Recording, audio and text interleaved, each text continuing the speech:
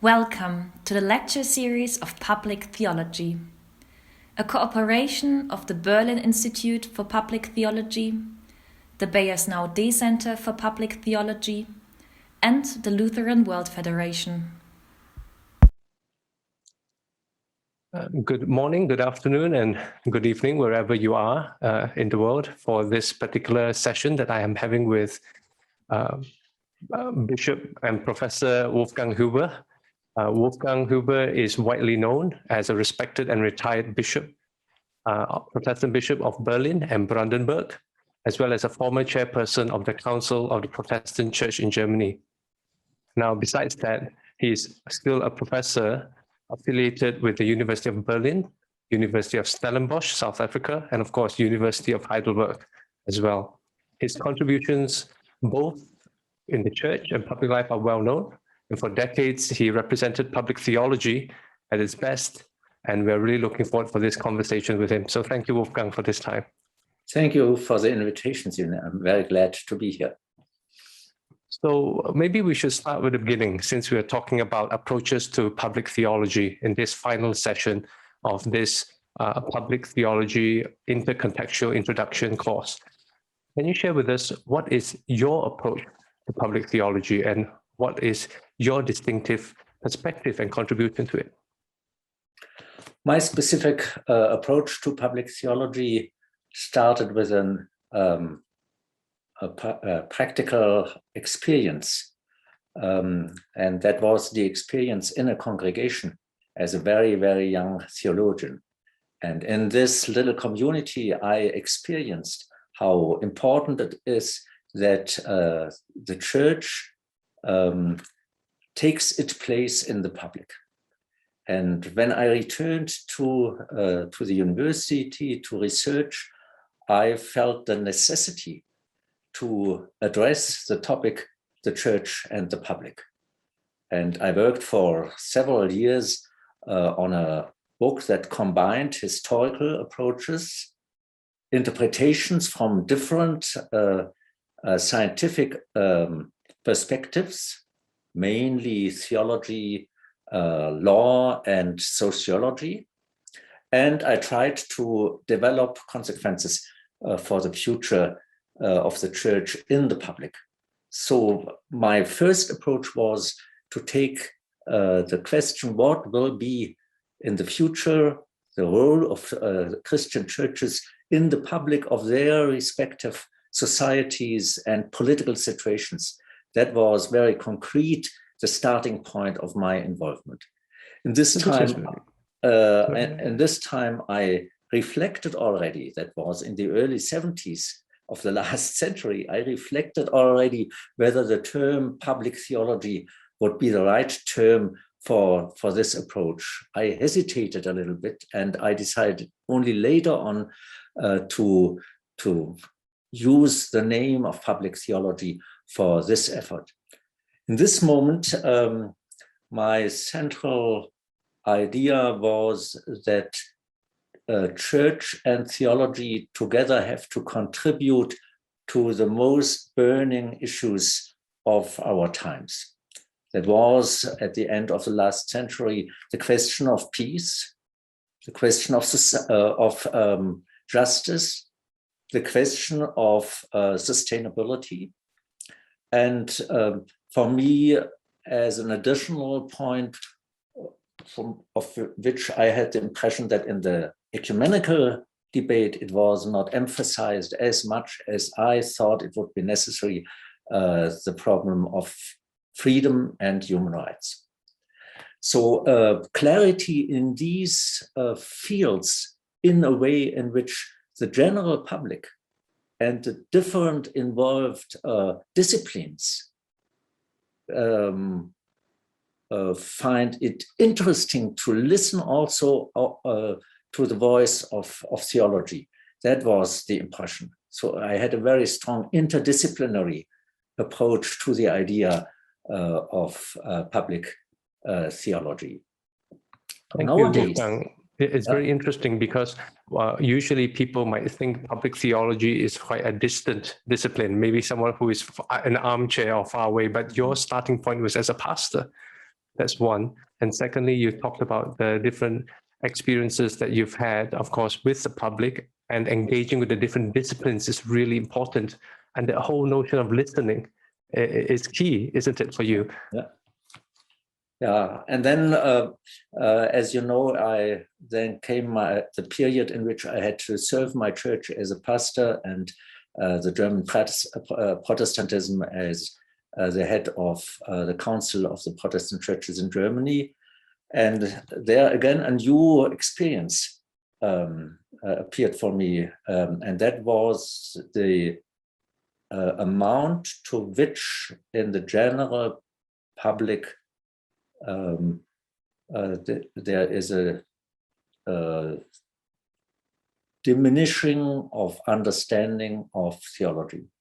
So people have elementary theological questions, but they do not address them to those who could give explanations. And on the other way, churches and theologians, at least in my country, tend to be to have a resignation that the voice of theology is not heard in the public, and therefore my position nowadays is to address those points in the public debate which are of existential evidence for the people, and to which we have to contribute in the way in which we explain the theological background and basis of those questions. I give you one example. In Germany, we have in these weeks and months a big debate on the medical assistance to suicide. We have a decision of the Constitutional Court of Germany, after which there is a necessity to new regulations, to a new law on this question. And we as church and as theologians have to make clear what we have to contribute as elementary criteria to answer this question. It's an evident necessity of public theology in the most elementary dimension you can imagine. And at the same time, all people agree that the pandemic of COVID-19 leads us to a new understanding of vulnerability and resilience, of collective disasters, and the necessary criticism of a pure individualism.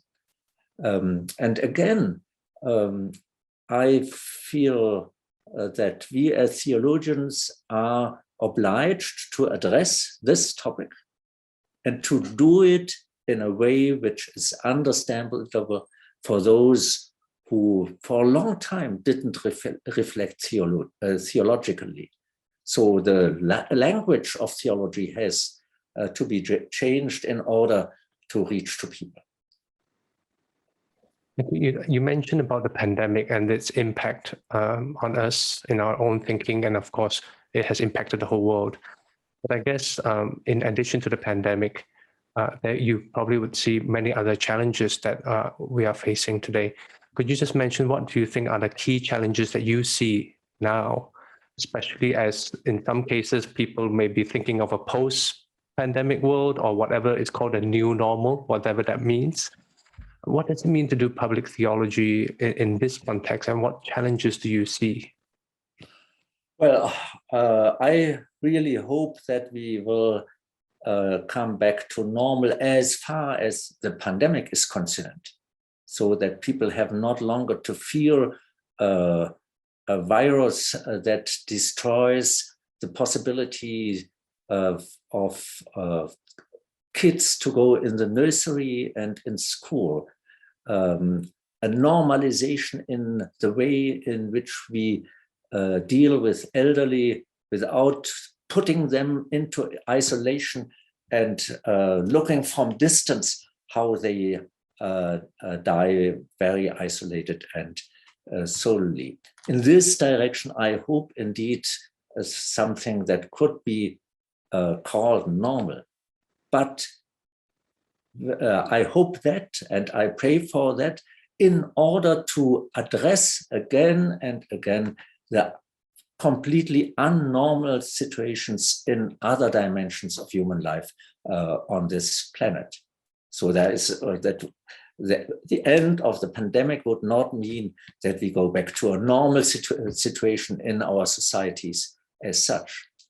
And the criterion which is decisive for my approach and should, in my understanding, generally be normative for public theology, is what I call an egalitarian universalism.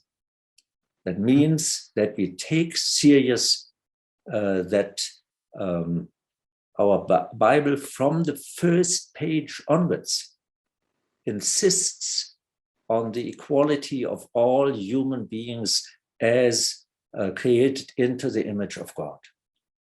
And that we look at the environment around us from the perspective that this is also meant as the good creation of God, which has to be used and preserved by human action, and that we have to reflect in order to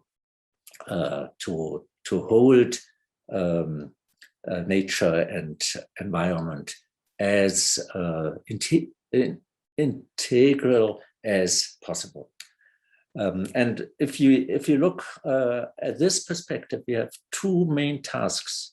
The one is to critically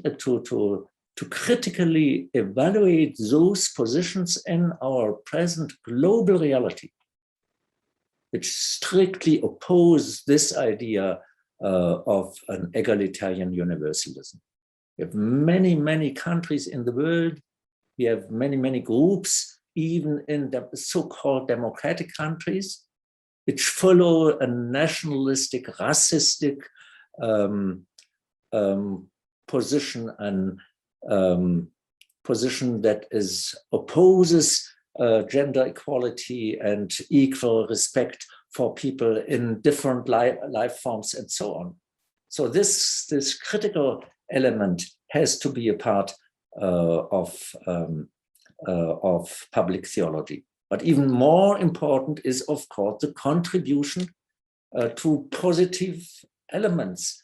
The basic position for public theology, in my understanding, is the conviction that God has a good perspective for humanity and for his creation as a whole. And we are responsible that this good perspective can be realized by the people around us.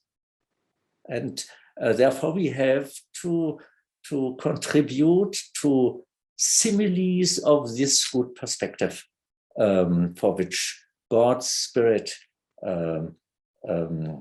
is with us. There are some keywords that I think have been a feature in your own work. Words like freedom, like responsibility, or some would even say communicative freedom. And you mentioned the egalitarian universalism.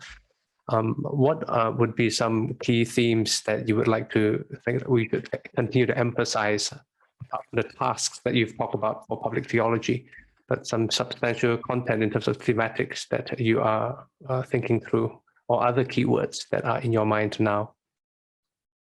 Well, of course, we have to realize and to reflect on the fact that we live in a pluralistic world, and that our churches themselves are the expression of a certain kind of pluralism.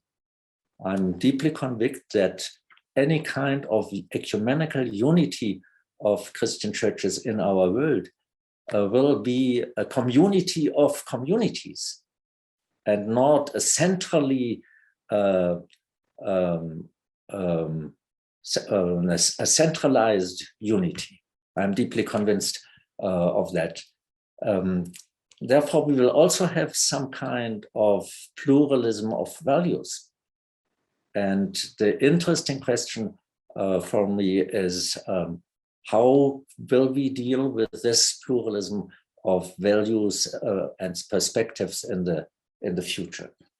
I gave already the I proposed already to follow the idea of an egalitarian universalism, and I add by emphasizing indeed on the importance of freedom. Freedom belongs to our human existence to an extent that we cannot imagine that a human existence without freedom is really human and reflects real humanism. But at the same time, we realize in our world that there is an enormous misuse of the term freedom. It is identified to a great extent with personal individualism and egoism. It is exerted in a way in which it endangers community and solidarity. And we experience the amount to which the processes of digitalization contribute to this process. They make it possible that egoism and hate are presented on social platforms to an extent we would not have expected 20 or 30 or 40 years ago. We were not prepared to that when it started. And our voices are still too modest in attacking this kind of problem. Therefore, we live in a situation in which the togetherness of freedom and responsibility is indeed has to be put on the forefront. And I think this leads us very nicely to our final part of this conversation, Wolfgang. It's been such a pleasure and enriching and deep, so much for us to process as we move to the future. And I recall reading at some place that you gave a lecture once that we need to also address our fears, even as we think about our hopes to the future. And what would you say to those who are doing public theology as we approach the future now? What kind of important insights that you, or suggestions or recommendations that you would like to offer us as we reflect on doing public theology, for building on the past and what we have learned, of course, and facing the future? That how can we shape the future together? I think many of those themes you have highlighted to some extent in our conversation thus far. But if you were to give your advice to future public theologians, what would your letter be? What would you say to us? Well, I try to put it in very simple words. I hope that every theologian of the future will be a public theologian. That we do not any longer understand public theology as a specific part of theology, but understand it more as a necessary dimension of theology. And that has to do with the fact that the language of theology is not longer self-understood in any part of the world. Maybe there was in former times on one or the other place on which the language of theology was self-understood. Today, it's not the case. And to bridge the gap is the first necessity for the future. And for that, we need some kind of renewal, what is not identical with the speech of Dietrich Bonhoeffer on a non-religious interpretation of the basic words of Christian faith. But it has a parallel. We have to interpret the basic words of Christian faith in forms and examples and concrete consequences in a way in which our contemporary people can understand it. That is for me the basic task.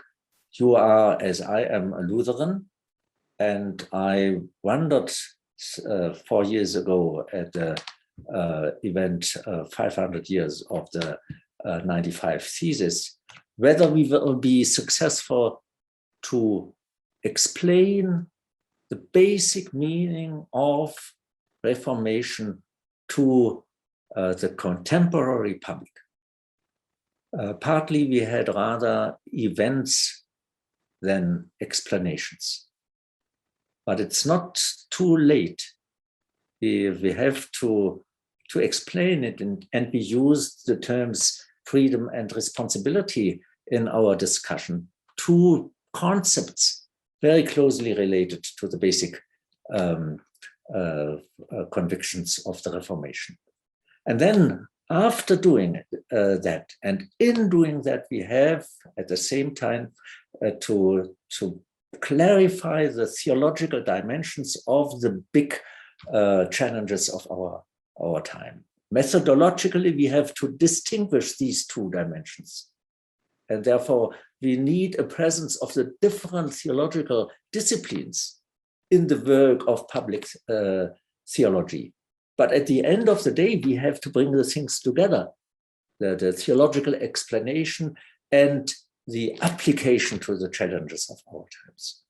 That is my hope for the future, and I hope that this will contribute to a better possibility for our churches to do their job in the daily work theologically responsible, in a theologically responsible manner, and that we contribute to the intellectual atmosphere in our respective countries. And there is an intellectual atmosphere in every society in the world, which makes other parts of society,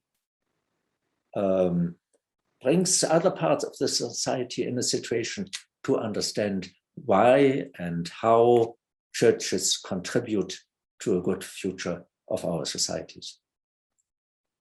Thank you so much. And of course, on this note, I also would like to congratulate you for receiving an award of the Luther Rose, if I'm not mistaken. And that is also important because it, if I'm not mistaken, you are highlighted as the theologian who received the award, whereas usually for entrepreneurs and people.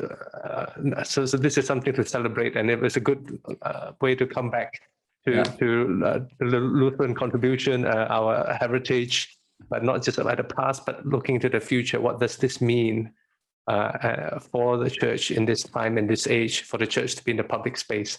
So, so on behalf of the organizers of this course, I just want to thank you for this time that we've spent together. It has been such a pleasure and a joy to just have this conversation with you. Thank you so much. Thank you very much, Sivin. It was a joy to speak with you. Thank you very much, and also for the whole course, all the best. Good morning, good evening. My name is Reverend Dr. Sivin Kit. I'm the Program Executive for Public Theology and Interreligious Relations with the Lutheran World Federation. I'd like to welcome you to the final session of the Public Theology International and Intercultural Introduction course. This course is part of an international cooperation network of the Berlin Institute for Public Theology, the Bias Nordic Institute for Public Theology in Stellenbosch, South Africa, and the Lutheran World Federation in Geneva. Today, we will be interested to talk about approaches to public theology and how we are going to do it, and how we have done it in the past, we're doing it now, and envisioning some ways forward. And we are deeply honored to have Professor Esther Mcintosh. She's the Associate Head for Religion, Politics and International Relations in the School of Humanities, York St. John University, UK. Now, her research spans the philosophy of religion and public theology, and she also supervises postgraduate students. Now, for 8 years, she was the managing editor of the International Journal of Public Theology and the chair of the Faculty Research Ethics Committee. I actually read a very interesting article that she wrote some time ago, contributing to our Lutheran World Federation study series, and the title was Public Theology, Populism and Sexism, the Hidden Crisis in Public Theology. And I think in that article, she raised some really critical questions and constructive ways forward for us to consider. So, Professor Mcintosh, it's really good to have you with us, and welcome. Thank you, Sivin. Thank you for the invitation and the introduction. So I guess it's best start with the personal, which is the political, as we are familiar with. So what is your approach in doing public theology? Maybe you could share with us your own story into this and this field of studies or this approach. And maybe you could highlight some distinctive elements that you have tried to emphasize. So thank you. I didn't initially refer to myself as doing public theology, which I think is something you've also heard from, some of the people you've spoken to. So when I started out in my academic career, I was very much working in philosophical theology and looking at particular concepts, analysing those concepts and the way those concepts are used theologically, and the impact that the use of those concepts has on different groups of people within Christian circles particularly. I was especially concerned with the way in which women or LGBT groups were affected by some of those concepts, affected negatively by some of those concepts, and the way that men particularly were put on a pedestal by the use of some of these theological concepts. And so that was my concern. So from the start, I was doing philosophical theology, but with a concern for justice and equality, and so teasing out concepts that didn't lead to justice and equality. And then I was working at the University of Leeds, and then a job came up at York St. John University. And at the time, that was a research post working with Sebastian Kim. And Sebastian Kim had been appointed as a chair of public theology at York St. John University. So I guess that's where I first came across the use of the terminology public theology, and discovered this was although at the time it seemed to be a new field, it actually has roots that go back a long way to Abraham Kuyper and so on. But at the time, Sebastian was in the process of setting up the journal you mentioned, the International Journal of Public Theology, and the Global Network for Public Theology was also just getting off the ground. So I was then involved with the journal from the beginning. As you said, I was managing editor on that journal. And it was whilst editing papers for that journal and contacting contributors for that journal, and then attending the GMPT conference in Edinburgh and in Princeton, I started to think more about what we meant by public theology. And this was the key discussion that seemed to come out of those early articles and those early conferences, was that people were using the term public theology in different ways, and we weren't entirely agreed upon what we meant by public theology. So the definition the journal was using was that we were interested in theology speaking to issues of public interest and public concern, and theology engaging with those issues of public interest and public concern. But my experience of those first two conferences was that there were people there who thought that public theology meant being ordained and actually speaking about theology in public from that position of the pulpit. And I felt that was missing something. And there was this discussion about the David Tracy's 3 academies of church, academia and society, that there were these 3 areas of public theology. And so actually you didn't need to be ordained in order to be doing theology in public. There was also a discussion that suggested that all theology was public theology. And again, that seemed to sort of blur the boundaries and not really talk about justice and, you know, issues that I was concerned with. And then we were also hearing from people like Rudolf von Sinner that actually public theology needed to be political, but there also needed to be a distinction between political theology and public theology. And so what was that distinction and how did we articulate that distinction? And so I guess my distinctive contribution to the field then was to look at what public theology was doing and saying, who were the people that call themselves public theology? What was it they were actually doing? What was it they were actually saying? And who were the missing voices? What was missing from that discussion? And that's when I became quite concerned in terms of applying my feminist roots and my analysis of theological concepts that marginalize some people, that there were various centers of public theology springing up across the country, and they were all either named after men or headed by men. Mm-hmm. And so it seems that, and also then in the works that people wrote, the people they cited, they were also citing men. And so, it's interesting, in your article you mentioned not just men, they were white men, yeah, especially. Yeah, nearly all white men. So that Mm-hmm. Obviously Nico Koopman and Sebastian Kim were the exceptions to them being all white men. But other than that, it was all white men. So there was an issue both of gender and of race in what was being talked about, who was having the conversation, who was being heard, who was being taken seriously as a public theologian. And so for me, that meant there were all sorts of issues that theologians ought to be speaking about, public issues that particularly affected women or affected Black, Asian and minority ethnic people or you know, global majority people that were not being spoken about.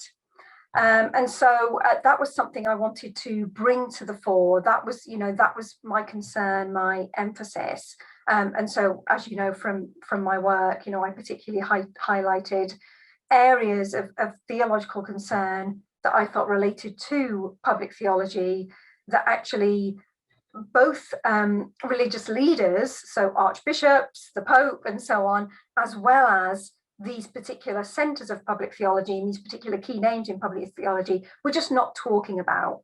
So, for example, the concept of sacrifice and the way in which that has been used to keep women in positions of submission when they're in situations of domestic abuse. They've been told to forgive, and actually religious leaders were not speaking out against this. Public theologians were not speaking about this. And so in particular, I guest edited an issue of the Journal of Public Theology that focused on feminist public theology.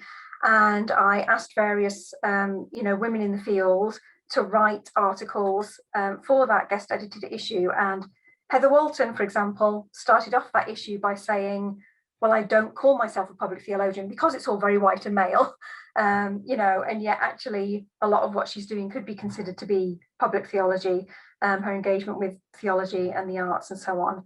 And there were various, you know, various other people in that journal saying similar sorts of things. So critiquing theology and public theology from a feminist perspective, such as Rosemary Radford Luther, Anne Loades, Ida Maria Rosales Diaz, you know, again, bringing in the ethnic and racial elements as well as the gendered elements.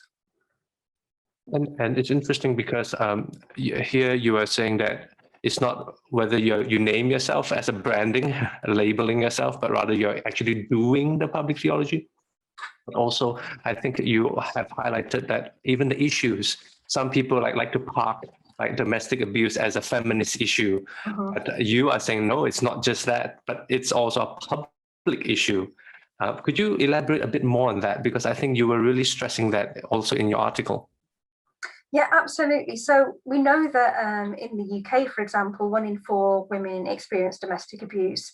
We know that in other parts of the world, it's much, much greater numbers. Brazil, Argentina, you know, South Africa, instances of rape and sexual assault, domestic violence are very, very prevalent. And yet we have a long history of a theological tradition in Christianity that teaches women to be submissive. When women in situations of domestic abuse go to speak to their pastors, their ministers, their religious leaders, they are told to pray about the situation. They are told to forgive the abuser. And so we're both not tackling the underlying theology that keeps women in those positions of abuse, but also we're not speaking about it publicly. So there's been a recent case in the UK of 2 Black girls who were murdered, women who were murdered, left in the park. The police behaved appallingly, took photos of those women, didn't investigate initially, didn't look for them, and it was their families who found them. And then there was a white woman who was murdered on her way home by a police officer, raped and murdered.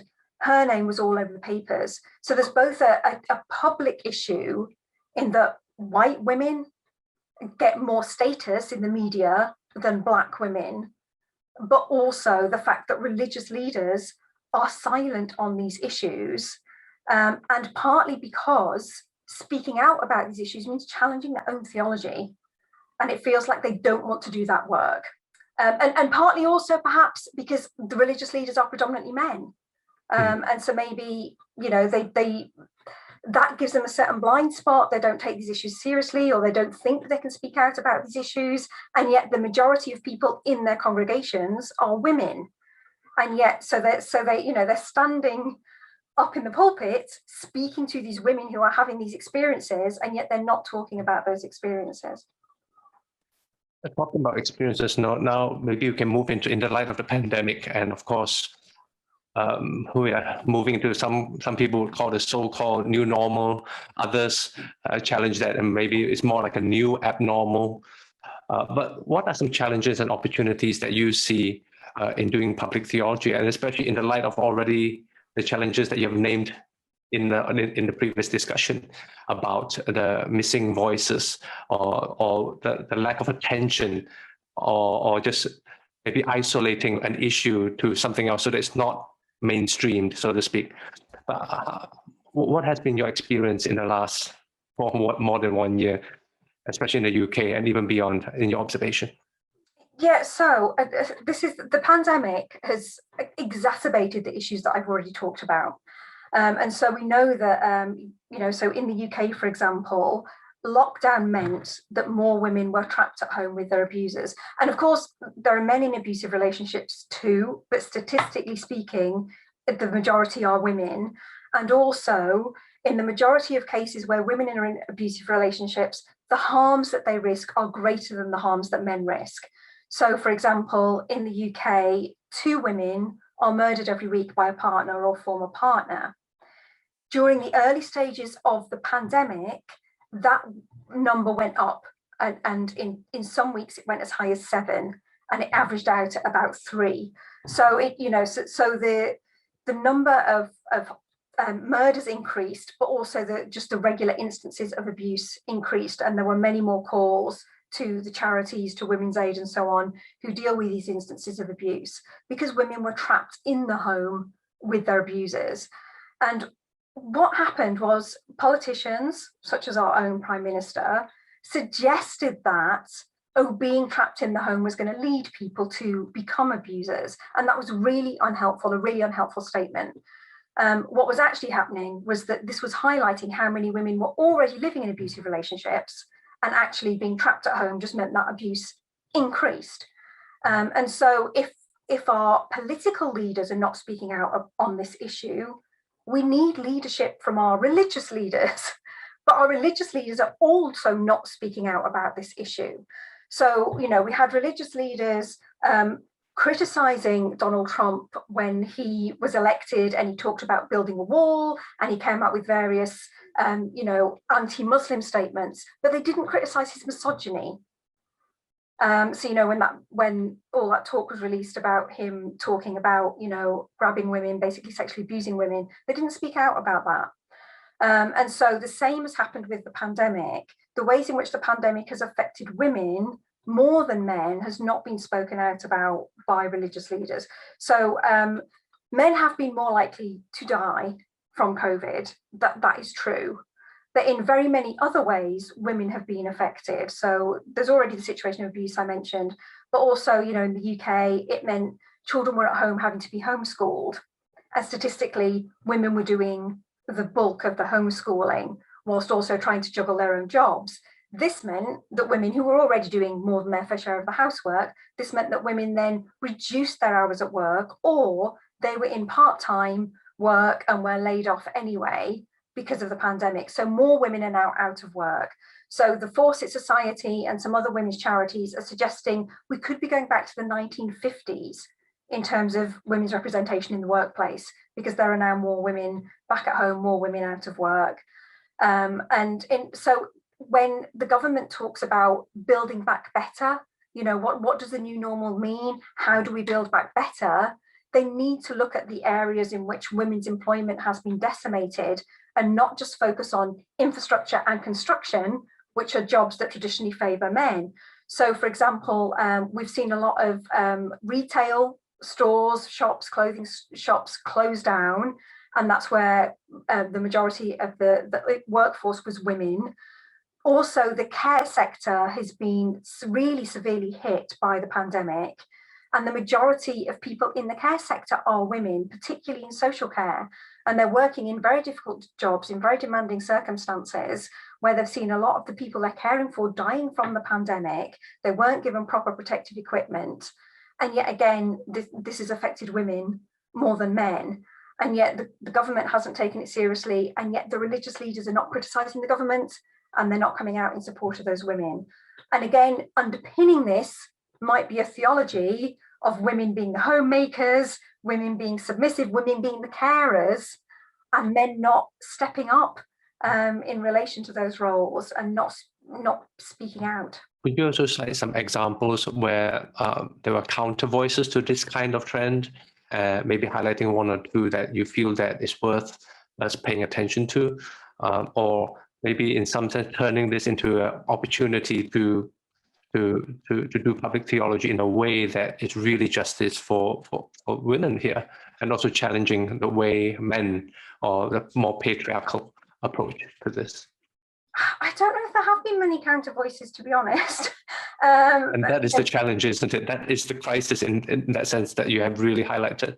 Yeah, but particularly, you know, on the subject of women, at least not from within theological circles. Mm-hmm. So there have been some very strong voices coming out in relation to race. So Jarrell Robinson Brown and Selena Stone, Anthony Reddy, you know, there have been some really significant voices in relation to race and the pandemic and theology, you know, in the last year and a half or so, but not so much in relation to gender and women. The voices that are speaking out in relation to gender and the pandemic are coming from what we'd call the secular field. So like I mentioned, you know, coming from Fawcett Society, coming from Women's Aid, you know, coming from these secular charities.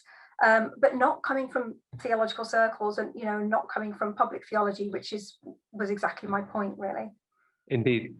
Now, when you had the opportunity to hear some of the discussions that before our session, were there anything that particularly struck you as interesting, especially coming from this perspective, whether it's doing public theology from the more German perspective, or even those from the South African or Asian, South Korean, or internationally, as well as the Pacific?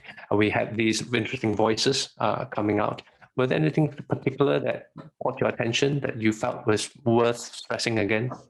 You know, the South African side, so, you know, Nico Koopman and the people he works with, there is a really serious awareness of domestic abuse there, and that South Africa in particular has been talking about, you know, domestic abuse as a national crisis and something that needs to be on the agenda. But I think, as with almost all areas of the globe, that, you know, currently the situation is at the top of religious leadership. It's still predominantly men, and so the women's voices are not necessarily coming through, and there are women there doing great work in this field, but I think that it's also an issue of practicality, that the situation is so severe in South Africa at the moment that those women are activists as well as being theologians, and they're very much doing the practical work on the ground, which is obviously highly important and very significant. But those voices are maybe not coming through in academic circles. And there's similar work going on, in New Zealand, in Australia, where there definitely are activists on the ground in grassroots movements who are working on the problem of domestic abuse, but it's maybe not coming from the leadership at the top. Ava Haraster, in Germany, she's referred to my work. She's picked up on this issue in German circles too. I had a conversation with her some time ago on women doing public theology, and now she's based back in her home country, Austria. And she mentioned something very interesting that a few women theologians highlighted to me, because they are from the global south. And she actually mentioned how difficult it was for a woman to do feminist theology or that kind of theology in a German academic setting. And that actually triggered some interesting reflections from some of my colleagues from Latin America who are reflecting on these issues. So it's interesting that you mentioned her in this conversation. Also in your article, you actually cited Elaine Graham as your colleague in UK. And you mentioned about how theology is done outside of the church and academy, whether it's in creative writing, drama, music, as well as activism. So I was thinking about what are your thoughts about the way we can be doing public theology today, especially locked behind these walls at home. What are you seeing, or what are you sensing, maybe even from your students? Yeah, absolutely. Yeah, Elaine Graham is a fantastic voice in terms of also speaking about, who are the missing voices, who we're not listening to, who we're not hearing, and and critiquing Habermas's notion of the public square, and highlighting the fact that actually only some people have access to that public square, only some people's voices are heard in that public square, and she's moved into working on media as well, and I think we have the same problem there, in that on the one hand the internet, and obviously we've had to use the internet and a lot, digital media a lot with the pandemic, but again there's an issue of a digital divide there. So on the one hand, the use of technology can be a fantastic resource, and for people who don't have a voice in the public square, it can be a way of galvanizing support, of speaking out. We've seen revolutions around the world, Egypt and so on, that have been galvanized by the internet and almost organized through the internet. But what we often see is that then practical change, actual physical change, doesn't necessarily come from that, or there's a backlash. And it reverts. And so it's how the issue, I think, is how we translate activism that might be happening online, social media that might be using to gather groups of people together to actually present a different voice and a different view. But how do we make changes in the physical world, as well, that kind of follow through from that? And for a lot of women, it becomes sort of a double-edged sword. On the one hand, social media gives them a chance to meet like-minded people and feel supported, and actually express views that they might feel like they can't express in conservative theological circles. But at the same time, they then experience trolling, and they open themselves up to abuse on social media too. And there's a very strong evangelical or right-wing conservative movement that wants to see women back in the home and wants to silence women's voices and doesn't want to listen to feminist theological voices. But those voices are there, and that that activism is happening on social media, and it is happening in the world too. But I think it's had limited success, or then has to face this this backlash that comes from that success. And we can see now in Afghanistan is a case in point where girls are back in school. But with America pulling out, the Taliban is currently advancing, and we don't know what that's going to mean for women's and girls' rights in Afghanistan. And and we've seen also in America, whilst Trump was president, that this galvanized a very conservative evangelical right-wing Christianity too, and there was an emphasis on as I said, women, women being back in the home and sort of silences women's voices, this idea that we need to go back to some more traditional, what's seen as a simpler time, but actually that involves silencing certain groups of people, and whether that's on racial grounds or gender grounds, or, as I mentioned earlier, LGBT grounds. And we've seen across various parts of the world, LGBTQ people gained rights, but those are being taken away again in certain parts of the world. And we know that, in Hungary, in Russia, that actually the governments are aligning themselves with a kind of conservative Christianity in order to take away rights from LGBTQ people. You've laid before us a list of uphill battles that I think any person who is wanting to think theologically about public issues need to confront.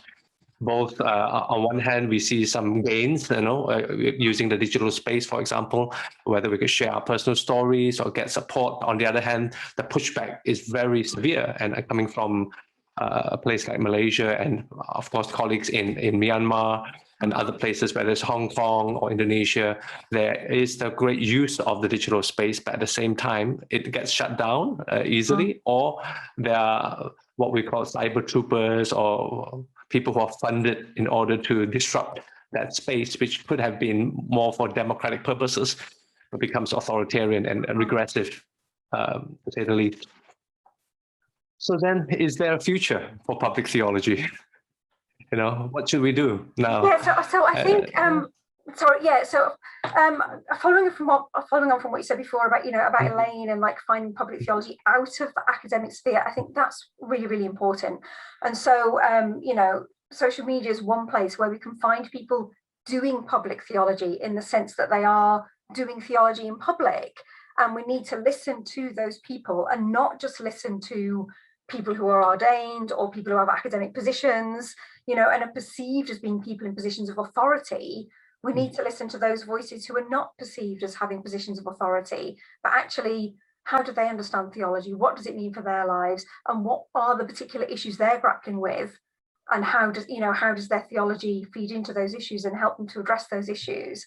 And I think, as well as looking beyond academia and beyond the church in that way, I think the two key issues for me are equality and justice, as I mentioned at the beginning. And so, drawing on Martin Luther King here, if we are not free until everyone is free, and I think if public theology only concerns itself with certain groups of people or with certain voices, it's not going to achieve equality and justice.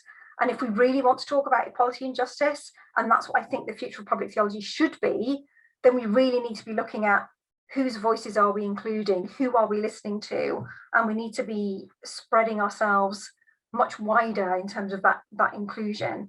And of course, that technology enables us to do that. That's been one of the benefits of the pandemic, is being able to speak to people in other parts of the world without having to fly and exacerbate the climate crisis, and and without it having to cost huge amounts of money. But we do need to make sure that the digital technology is available for everybody too. Otherwise, that's it's another area of inequality. So yeah, I think equality and justice has to be the future. But the only way for public theology to have a really serious stake in that is for it to broaden its field of inclusion and its field of influence.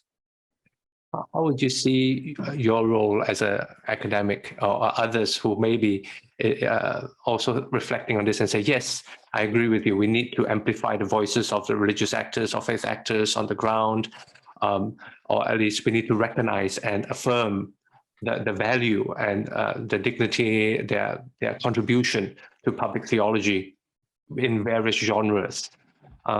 So then what would be the role of academia in this sense? How would you see that? Yeah, so I think, as academics, we're in a privileged position, and it's up to us to use that privilege to amplify voices who might not be heard or might be marginalized. And this is something that we very much try to teach our students, that it's about broadening their mind and their horizons, but also, you know, looking to those and listening to those voices they might not have heard. So, for example, I've just completed a 2-year project that was looking at staff and students who identify as either trans or non-binary. And we conducted a project here across Anglican Foundation universities in the United Kingdom, on the grounds that both the official position coming out of the Anglican Church was one that was not very favourable of trans and non-binary, and even still homosexual people. You know, they still haven't approved of same-sex marriage. They still talk about that negatively. There's this fudged position of saying, oh, you know, we have to love and welcome all people, but we don't approve of same-sex marriage. And then it gets even more complicated with trans and non-binary people, because all the official documentation that the Anglican Church had been putting out relating to trans and non-binary people hadn't involved actually speaking to any trans and non-binary people. And this was a huge criticism of theirs. And at the same time, the government in the UK was looking at reform of the Gender Recognition Act. And so trans and non-binary people were sort of crying out, both to have their voices heard, but to also have religious leaders speaking out and listening to them, and that wasn't happening. So we set up this project to hear those voices. That was the primary concern of the project. So, you know, we had questionnaires, we had interviews, and then we interviewed some trans priests as well as the staff and students at universities about their experience, about what their identity meant for them, and about the ways in which their faith was either hindering or supporting them in exploring their identity and being fulfilled in their identity. And so we've just, you know, we've produced a report, we've produced recommendations that's come from that. But yeah, but like, so basically we, you know, we used our position to amplify those voices, and so that we could come out with recommendations to improve the ways in which, you know, trans and non-binary staff and students experience, you know, university life. And that report can be downloaded for free by anybody, and we also have hard copies available. Yeah, and even listening to that, I'm thinking from a more multi-religious and very pluralistic context where, you know, at times this subject is even so difficult to even raise it in a conversation. And how do we navigate these delicate places, like you said, those who are activists and their life may be endangered in some cases that I know back home, if they were to even broach a subject. But at the same time, there is a place for us to, at the very least, make sure that people are heard, and to make sure that not just that they are heard, but others hear, and is able to empathize, at least get a grasp of it. Because I think your last line in the article was really challenging, because you were basically saying a failure in this case was, you were talking about women's voices, with a failure to pay attention to this, and let's say issues of equality and justice will leave public theology on the wrong side of history. What should we do, or how can public theology get on the right side of history? And what would you say to a future young next person who is thinking of doing public theology, or, you know, using a theological perspectives to deal with public issues? What would you say to someone like that? May not be young as well. Let's not assume that they're always young. It could be any person. Even those who are older are thinking about it. We've just appointed some new staff in our department who are you know, sort of halfway through their life, but you know, embarking on an academic career. So not necessarily always at the younger end. So being on the right side of history, as I said, I think means inclusion. And you know, sometimes I have people say to me, but oh, you know, why does it matter if in my article I've only cited men and I've only read men? Like, why does that matter if I'm making a good argument? And my point is that because then you're actually not making a good argument, because you've missed out at least half of the population.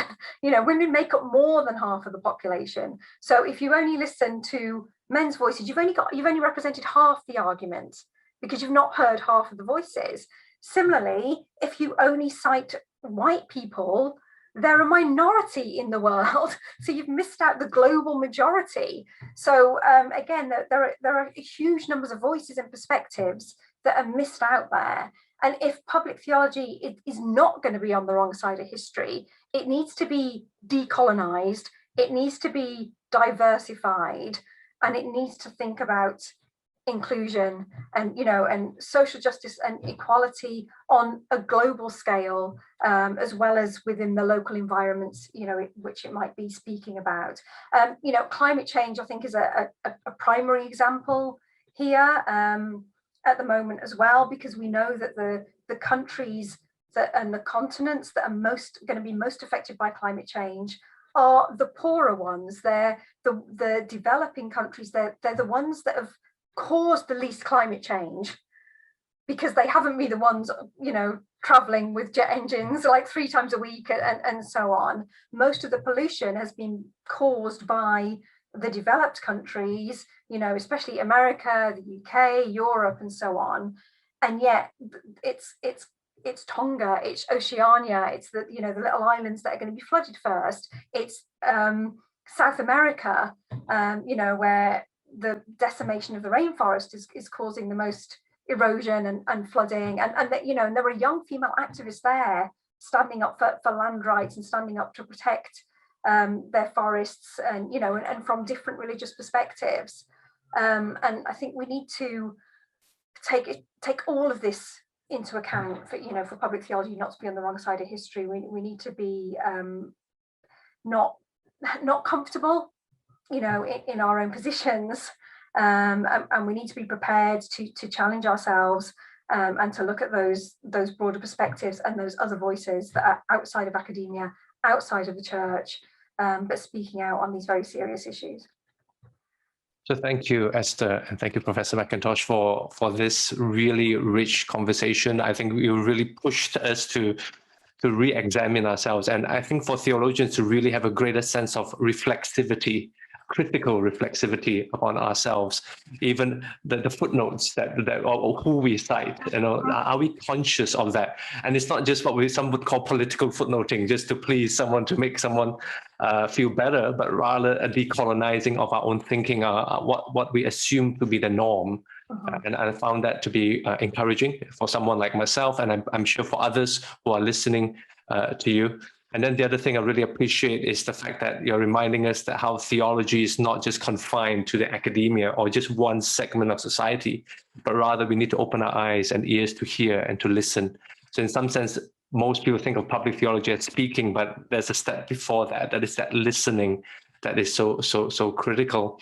And of course, the other thing that you mentioned was, of course, the missing voices, and ending up with about the climate, and how COVID as well as really reminded us how interconnected we are. And with some political will and determination, and we can get ourselves a little bit more organized. At the same time, we need to pay attention to what we are missing. And I think that is something that you are reminding us what's missing, what may be a hidden crisis that we need to be ready to address in the coming days. So thank you so much for spending this time with us and giving us your insights. And we look forward to hear from you more. And I believe together with our other panelists that we have heard, we can wrap up this session for public theology, not so much as an end, but a step towards the next step, which is how we should shape the future together. So thank you once again, and we look forward to engage you more in the days to come.